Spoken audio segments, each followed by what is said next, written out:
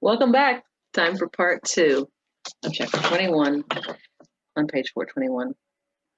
Okay, on page 421, we have lipid metabolism. But before I begin this page, I'd like to direct your attention to the PowerPoint question. All ingested carbohydrates are converted to A, lipids, B, proteins, C, glucose, or D, glycogen. We know it has to be glucose. The correct answer is C. The body converts glucose it doesn't need for immediate energy into glycogen or lipids. Carbohydrates do not convert into protein. So the answer is C, glucose. Lipid metabolism. Fats account for most of the body's stored energy. The breakdown of fats produces more than twice as much energy as the breakdown of carbohydrates. So you can see on this figure, when needed for energy, fat molecules stored in adipose tissue are hydrolyzed into glycerol and 3 molecules of fatty acid. Glycerol enters the glycolysis pathway and yields a small amount of energy. Fatty acids, on the other hand, are a much richer source of energy. First, fatty acids are broken down to form acetyl-CoA. Acetyl-CoA then proceeds through the citric acid cycle and electron transport chain to yield large amounts of energy. The body at work. When the body rapidly metabolizes fat, an excessive number of acetyl-CoA units are formed. A particular instance in which the body rapidly metabolizes fat is in diabetes mellitus. In this situation, the lack of insulin keeps glucose from entering cells, forcing the cells to burn fat for energy. The liver handles the large supply of acetyl-CoA by grouping some of the units together to form ketone bodies. If fat catabolism continues, the ketone bodies will begin to accumulate, resulting in pH imbalance known as ketoacidosis.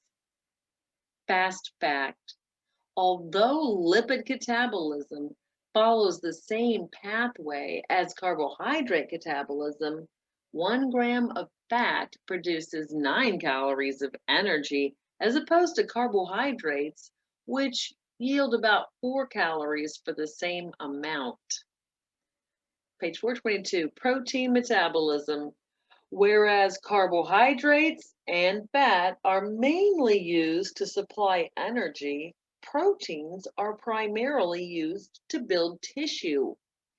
Protein anabolism plays a significant role in the growth and maintenance of the body. New proteins are used to repair tissue, replace worn-out cells, including red blood cells, create enzymes, grow muscle, and synthesize antibodies, among other things. When food containing protein is digested, the proteins are broken down into individual amino acids to create a pool of amino acids. Within the cells, ribosomes pull amino acids from the amino acid pool and recombine them to form new proteins. Proteins may also be catabolized, converted to glucose and fat, or used directly as fuel. Before that happens, however, the amino acids must be altered in the liver. So the picture shows a liver with the amino acid in it, and then ammonia has come out in keto acid. So the liver splits an amino group, NH2, from an amino acid called deamination, forming a molecule of ammonia and a molecule of keto acid. The keto acid may then enter the citric acid cycle, where it is oxidized for energy. It may also be converted to glucose or fat. And here's a picture showing the ammonia in the liver and then urea that comes out through urine. So the liver converts the ammonia, was made here, which is toxic to cells, to urea, which is a nitrogenous waste product that is excreted through the urine by the kidneys. Body at work. The body doesn't store amino acids or proteins like it does fat or carbohydrates. Therefore, protein turnover must occur continually. Remarkably, in healthy adults, the amount of protein being broken down equals the amount of protein being created.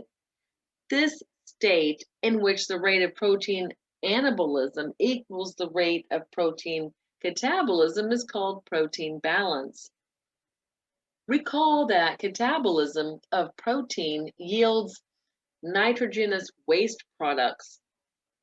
Therefore, if the body is in protein balance, it is also in nitrogen balance.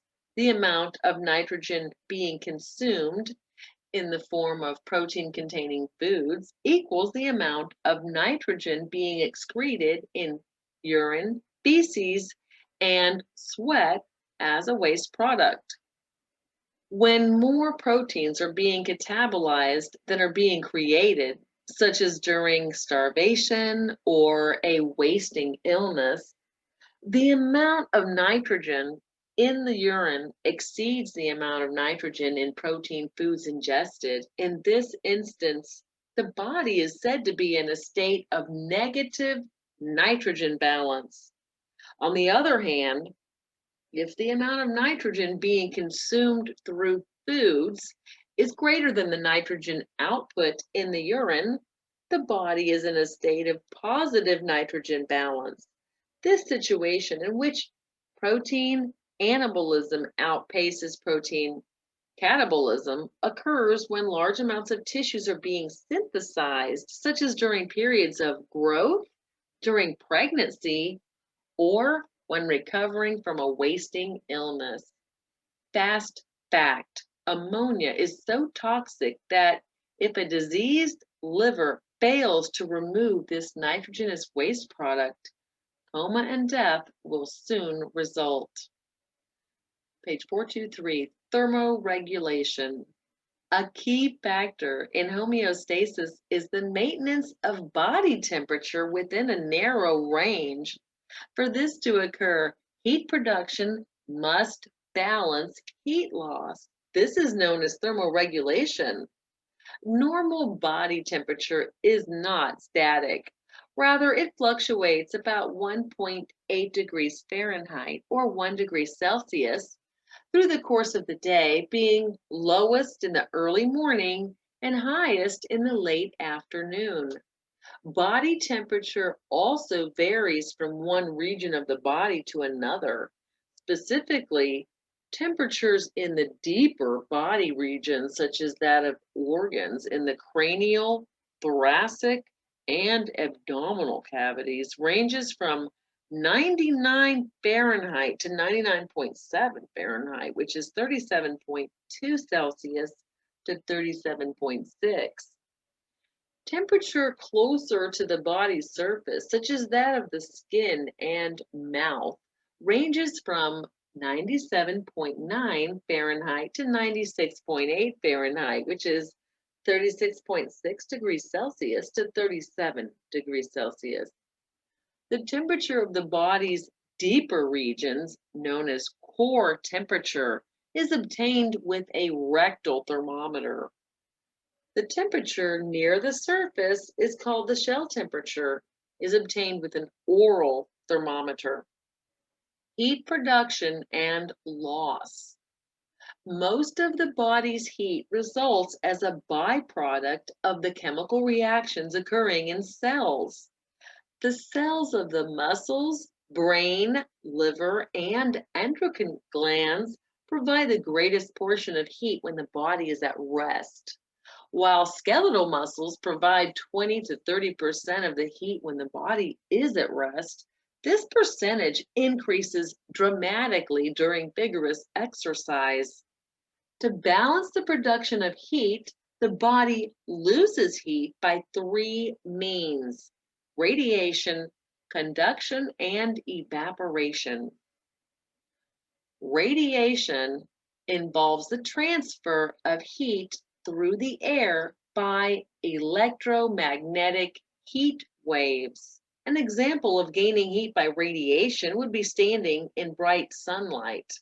Because our bodies are typically warmer than the air around us, we tend to lose heat through radiation.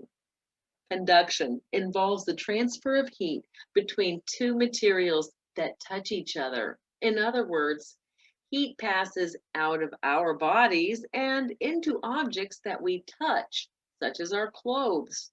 The reason a chair is warm immediately after someone has been sitting in it is because the conduction has caused heat to pass out of the body and into the chair.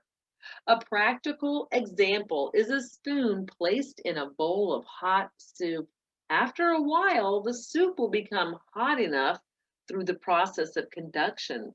Conductive heat loss can be accelerated by convection, which is the transfer of heat by the actual movement of the warmed matter. For example, heat rises from the body just as steam rises from hot coffee.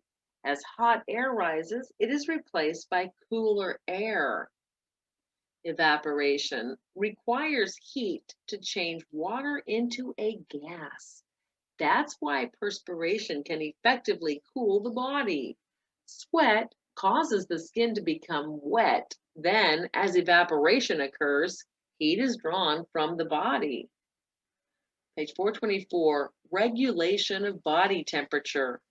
Several negative feedback mechanisms regulate the body's temperature. The hypothalamus acts as the body's thermostat. It monitors the temperature of the blood and sends signals to blood vessels and sweat glands. When the body temperature rises too high, the hypothalamus signals cutaneous blood vessels to dilate. More warm blood flows close to the body's surface, and heat is lost through the skin. If the temperature remains high, sweat glands produce sweat, and the evaporation of sweat produces cooling. When the body temperature falls below normal, the hypothalamus signals cutaneous blood vessels to constrict. Instead of flowing to the skin, warm blood remains confined deep in the body. As a result, less heat is lost through the skin. If the temperature remains below normal, the body begins to shiver. Muscle contractions associated with shivering release heat and raise the body's temperature. The body at work.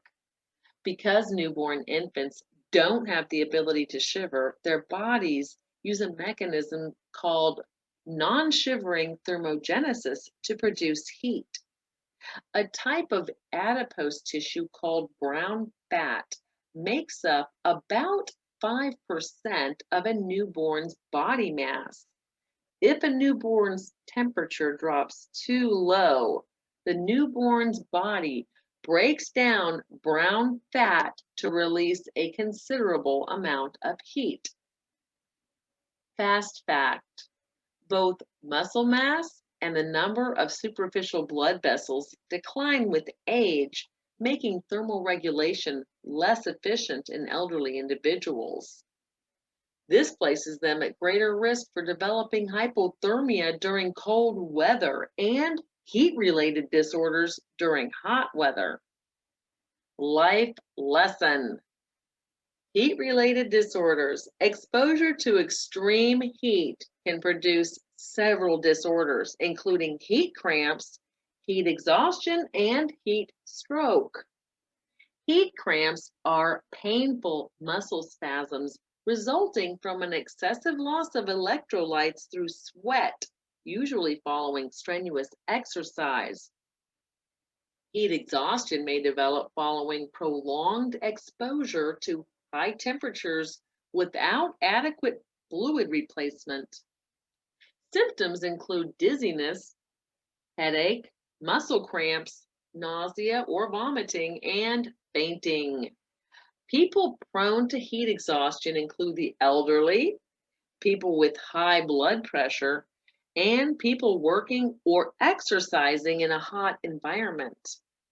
Heat stroke is a life-threatening condition that occurs when the body's temperature reaches 104 Fahrenheit or higher, or 40 degrees Celsius. Caused by high environmental temperatures or strenuous physical activity, heat stroke requires immediate medical attention to avoid brain damage, organ failure, or death. Symptoms include hot, dry, flushed skin, headache, rapid heart rate, and muscle cramps or weakness. Seizures, hallucinations, or unconsciousness may also occur. Hypothermia occurs when the body's temperature falls below 95 degrees Fahrenheit or 35 degrees Celsius. Typically caused by exposure to cold weather or immersion in cold water, symptoms include shivering, lack of coordination, slurred speech, confusion, and drowsiness. The confused thinking associated with hypothermia usually keeps the person from being aware of this condition.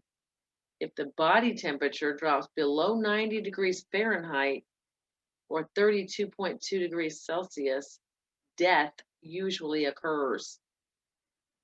Question: proteins are primarily used to A, build tissue, B, store energy, C, produce energy, or D, generate heat? And the answer is A, build tissue. The rationale is that lipids primarily act as energy reservoirs, while carbohydrates are the primary energy source. Most of the body's heat results from chemical reactions in cells. So we're going to go past these key terms and take a look at the test your knowledge at the end of the chapter. Number 1, which statement about basal metabolic rate, BMR, is accurate? A, BMR is fixed at birth. B, BMR tends to be higher in females.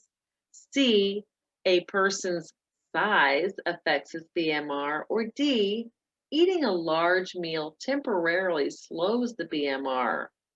And the answer is C, a person's size affects his BMR. Number 2, which hormone stimulates the appetite? Is it A, ghrelin, B, leptin, C, peptide YY, or cholecytokinin? And the answer is A, ghrelin. 3, in the body, what stores the greatest amount of energy and the smallest amount of space? Is it A, vitamins, B, protein, C, fat, or D, glucose? The answer is C, fat. 4, non-essential amino acids are A, not necessary for metabolic processes. Well, that's not true. Synthesized by the body. Yes, that's it. C, not necessary for the synthesis of new proteins. That's not true. Or unavailable in most foods, and that's not the case either. So, number 5. Oh, so the answer is B, synthesized by the body. That's what non-essential amino acids are. Number 5, which of the following is a digestible polysaccharide? Is it A, starch, B, glucose, C, cellulose, or D, maltose? And the answer is A, starch. Number 6, an incomplete protein is one that A, cannot be broken down completely. B, lacks one or more essential amino acids. C, comes mainly from animal sources. Or D, is manufactured by the body and therefore is not necessary in the diet. And the answer is B, it lacks one or more essential amino acids. Number 7, the major nitrogenous waste resulting from protein metabolism is A, carbon dioxide, B, keto acid, C, fluoride, or D, urea. And the answer is urea. Number 8, which statement about water-soluble vitamins is true?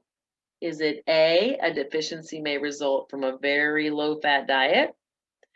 B, they include the vitamins A, D, E, and K? No. C, they are excreted by the kidney through urine and must be replaced daily. Or D, they are stored in the liver and fat tissues of the body.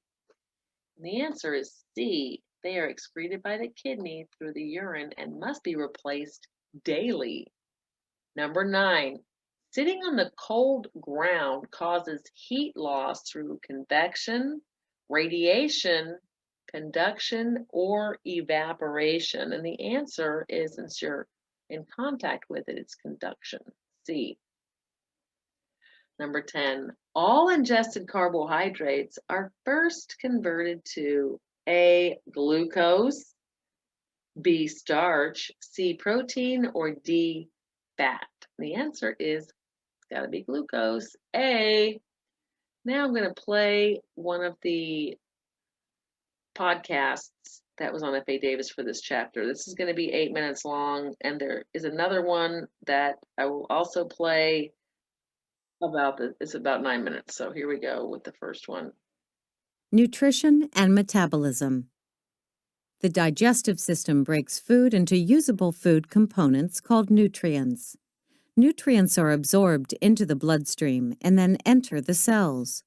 In the cells, nutrients undergo further chemical reactions. These reactions are called metabolism. The process of metabolism transforms nutrients into energy or materials the body can use or store. Energy expenditure is measured by the output of heat from the body. In nutrition, the unit of heat often used is the calorie. A calorie is the amount of heat or energy needed to raise the temperature of 1 gram of water by 1 degree Celsius. People obtain dietary calories through the consumption of carbohydrates, proteins, and fats. Carbohydrates and proteins both yield 4 calories per gram. Fats yield 9 calories per gram. Nutrients used by the body include carbohydrates, lipids, proteins, and water, as well as vitamins and minerals. Carbohydrates are the body's primary energy source. Dietary carbohydrates occur in 3 forms: monosaccharides, disaccharides, and polysaccharides. Monosaccharides and disaccharides are known as simple sugars. Monosaccharides include glucose, fructose, and galactose. They can be absorbed through the small intestine without being broken down. Disaccharides include sucrose, lactose, and maltose. Polysaccharides are known as complex carbohydrates. They consist of the starches found in vegetables, grains, potatoes, rice, and legumes. Because the body continually burns carbohydrates for fuel, they should form the greatest percentage of the diet. Lipids or fats act as a reservoir of excess energy. Specifically, excess carbohydrate is converted to fat. During periods of decreased food intake, fat reserves can be mobilized and broken down to release energy.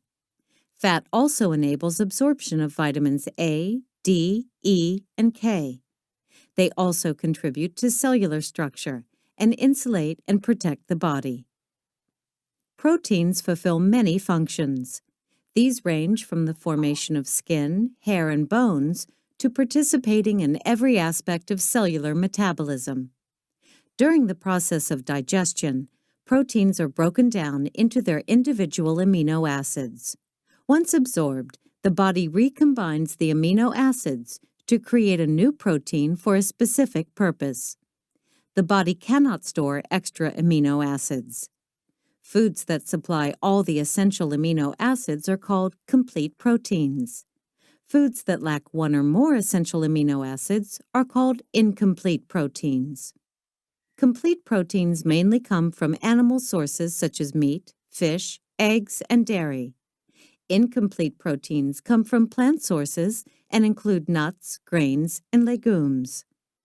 The body can synthesize 12 of the 20 amino acids. Because it's not necessary to consume them through the diet, they are called non-essential amino acids. The remaining 8 amino acids are called essential amino acids because they must be obtained through food. The body also requires small amounts of organic compounds called vitamins. Almost all vitamins must be obtained through food. Water-soluble vitamins are absorbed with water in the small intestine. They are then dissolved in body fluids and excreted by the kidneys. Fat-soluble vitamins are absorbed with dietary fat. They are then stored in the liver and fat tissues until needed. Metabolism involves 2 processes, catabolism and anabolism. Catabolism breaks down complex substances into simpler ones or into energy. Catabolism is used in the metabolism of carbohydrates and lipids. Anabolism forms complex substances out of simpler ones. Anabolism is used in protein metabolism. All ingested carbohydrates are converted to glucose. Most glucose is immediately burned as energy. If the body doesn't need the glucose for immediate energy, it stores it as glycogen or converts it to lipids. The primary goal of glucose catabolism is to generate adenosine triphosphate, or ATP. This occurs in 3 distinct phases. These phases are glycolysis, anaerobic fermentation, and aerobic respiration. Glycolysis occurs without the use of oxygen. This process splits one glucose molecule into 2 molecules of pyruvic acid. Glycolysis releases only a fraction of the available energy. Further reactions are needed to release the rest of the energy. The subsequent reactions vary depending on whether oxygen is available. When oxygen is not available, such as during a period of intense exercise when the demand for energy exceeds the supply of oxygen, anaerobic fermentation occurs. When oxygen is available, aerobic respiration occurs. In anaerobic fermentation, pyruvic acid is converted into lactic acid. The lactic acid is stored in the liver. When oxygen becomes available, the lactic acid is converted back into pyruvic acid. At that point, the pyruvic acid can enter the series of reactions in aerobic respiration. In aerobic respiration, pyruvic acid enters the mitochondria. There, it is converted into acetyl coenzyme A, which is called acetyl-CoA. This begins a series of reactions known as the citric acid cycle. After this is another series of reactions called the electron transport chain. The end result is the breakdown of glucose into carbon dioxide, water, and large amounts of ATP. Fats account for most of the body's stored energy. Here we go. Let's see how this goes. That was a great idea to have an early dinner before. Well, I figured with all the food out of the way, we could concentrate. I noticed you went pretty heavy on coming up. Yeah, I always try to get when training. Since we're already on the metabolism, let's rip into chapter 20 by defining nutrition and Think about the food we just ate. Even as we speak, our digestive systems are breaking the food down into components called nutrients. Our bloodstreams will absorb the nutrients, which will then travel to our cells. Once inside the cells, the nutrients will go through further chemical reactions called metabolism. This will transform the nutrients from our dinner into energy we can use right away, or into materials our bodies can store for use later. And just what are the nutrients used by the body? Carbohydrates, lipids, proteins, water, and vitamins and minerals, of course. Right. Now, you mentioned calories before. What are calories and how do we obtain them? Calorie is actually the amount of heat or energy needed to raise the temperature of 1 gram of water by 1 degree Celsius. The energy we expend is measured by the output of heat from our bodies. Hey, Felix, you're always complaining you're hot. Is that because you eat so much? I am hot, but I think it has more to do with my good looks than how much I eat. Right. And we get calories by eating. Carbohydrates and proteins both produce 4 calories per gram. Fats pack 9 calories per gram. Good. Kim, now let's take a closer look at carbohydrates. Felix, you're the man. Tell us why carbohydrates should make up the greatest percentage of the diet. And, while you're at it, what 3 forms do carbohydrates take? Well, besides the fact that carbohydrates just taste so darn good. Hey, there's more to carbs than pizza and pretzels. I know. Seriously, though, carbs are the body's primary energy source. And because the body continually burns carbohydrates for fuel, they should form the greatest percentage of the diet. Carbohydrates exist in 3 forms: monosaccharides, disaccharides, and polysaccharides. Right you are. Which 2 forms are simple sugars, and what do they include? Monosaccharides and disaccharides are simple sugars. They can be absorbed through the small intestine without being broken down, meaning they're the ones responsible for that sugar rush. Okay. Let's get on to the better carbs. That is, polysaccharides. Tell us about those. Right. Polysaccharides are the complex carbohydrates. You know, the starches and stuff like vegetables, grains, potatoes, rice, legumes. All the stuff Kim eats. Yeah, we should all take a lesson from Kim. That way we won't have this next problem. Excess carbohydrates. What happens when we eat more carbohydrates than our body can burn? It's stored as fat.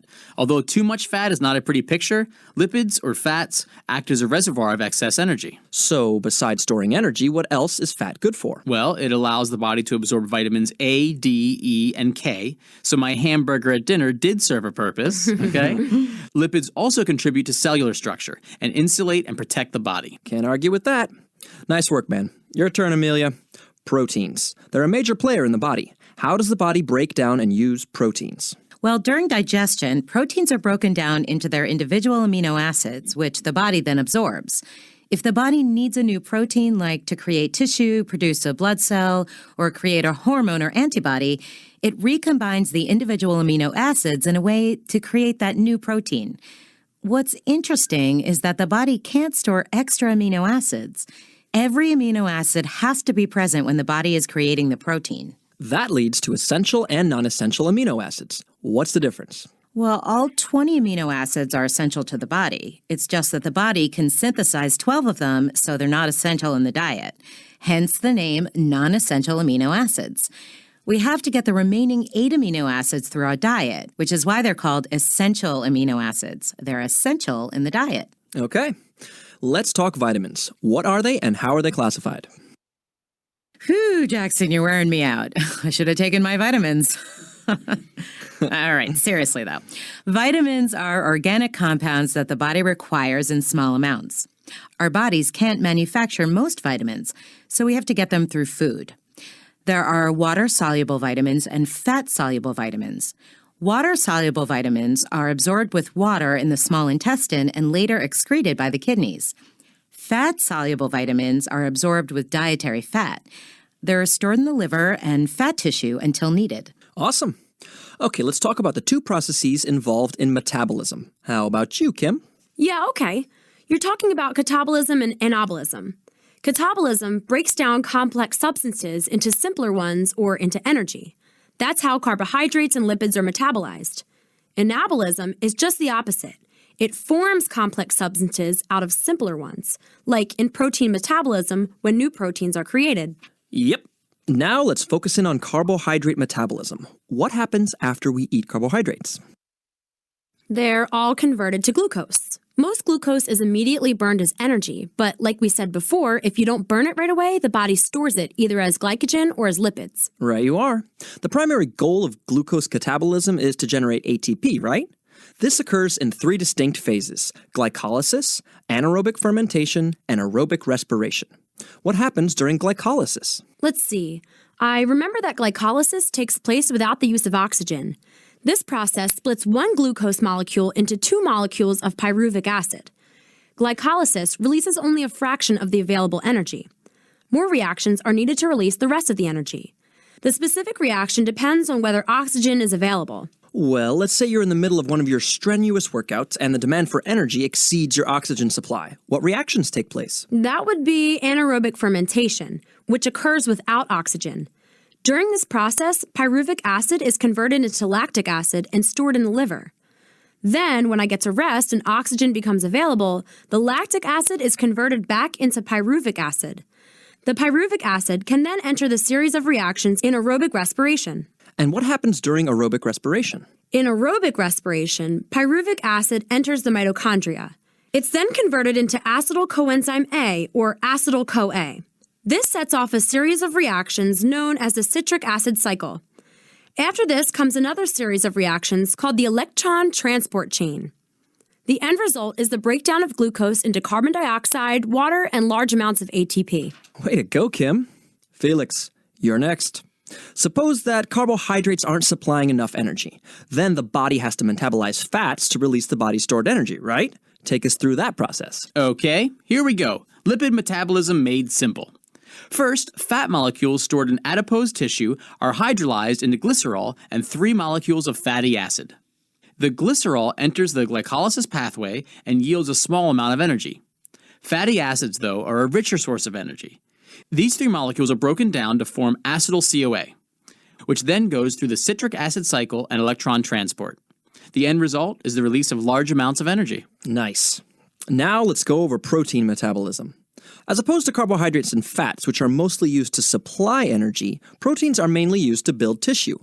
Amelia already described protein anabolism, but protein catabolism can also take place, right? Oh yeah. Proteins can also be converted to glucose and fat or used directly as fuel. But before that can happen, the amino acids have to be altered in the liver through a process called deamination. Only one more to go. Explain the protein balance. Okay. When the amount of protein being broken down equals the amount being created, which is what happens in healthy bodies, the body is in a state of protein balance. But let's say someone's starving, right? In that instance, more proteins are being catabolized than are being created. That means the amount of nitrogen in the urine exceeds the amount of nitrogen being consumed in the protein foods. And the state of negative nitrogen balance occurs. Just the opposite happens when large amounts of tissue are being synthesized, such as during growth periods or pregnancy. In those instances, the body is in a state of positive nitrogen balance. Great job, Felix. That wraps up chapter 21, guys. Wait. We never covered specific vitamins and minerals. The book has 2 charts listing them. We can always review those on our own. Good idea. There's also a section on thermoregulation I want to take another look at.